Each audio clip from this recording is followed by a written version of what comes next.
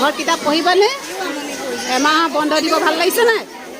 ঘূৰি দিলা যে এইফালে কোৱা আকৌ কেনেকুৱা লাগিছে? ভাল লাগিছে নাই? ভাল লাগিছে। ঘৰত কিতাপ পঢ়িবা? এমাহ দিন বন্ধ দিব স্কুল কেনেকুৱা লাগিছে?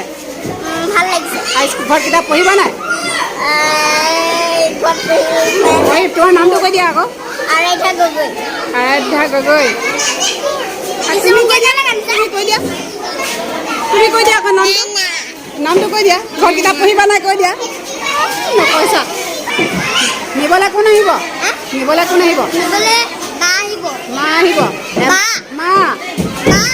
বা ঘৰত কিতাপ পঢ়িবা নাই? এমাহ দিন যে বন্ধ দিছে কিতাপ পঢ়িবা। নামটো কৈ দিয়া।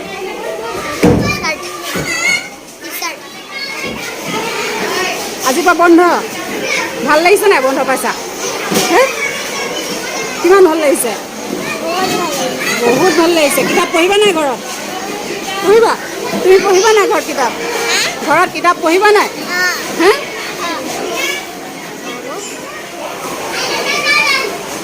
বতৰ যথেষ্ট বেয়া, ডাৱৰীয়া বৰষুণ পৰি আছে, গতিকে সকলো ৰৈ আছে বাহিৰত, যাব পৰা নাই। আমিও ৰৈ আছোঁ।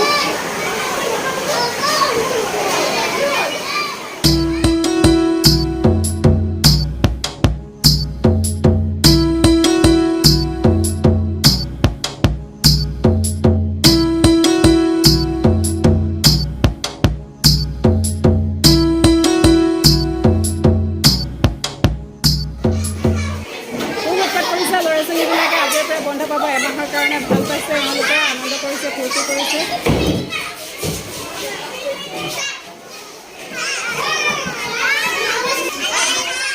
স্কুল বন্ধ দিছে, অহাকালিৰে পৰা গৰম বন্ধ পৰিছে, গতিকে এতিয়া সকলো স্কুল ছুটি হৈছে, যাবলৈ ৰেডি হৈ আছে।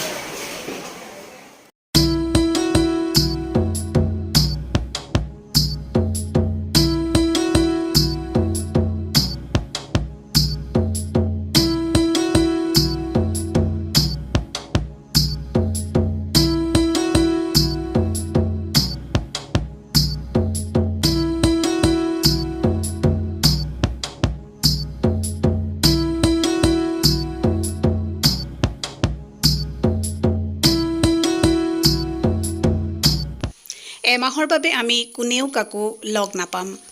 লগ হয়তো পাম বাটে পথে, কিন্তু আমি বিদ্যালয়লৈ আহিব লগা নহ'ব। সন্তানৰ সৈতে আমি বিদ্যালয়লৈ আহিব লগা নহ'ব। গতিকে আমি অভিভাৱকসকলেও প্ৰায়ে দেখা দেখি নহ'ম। গতিকে আজি আমি সকলোৱে লগ লাগি একাপ চাহ খালোঁ।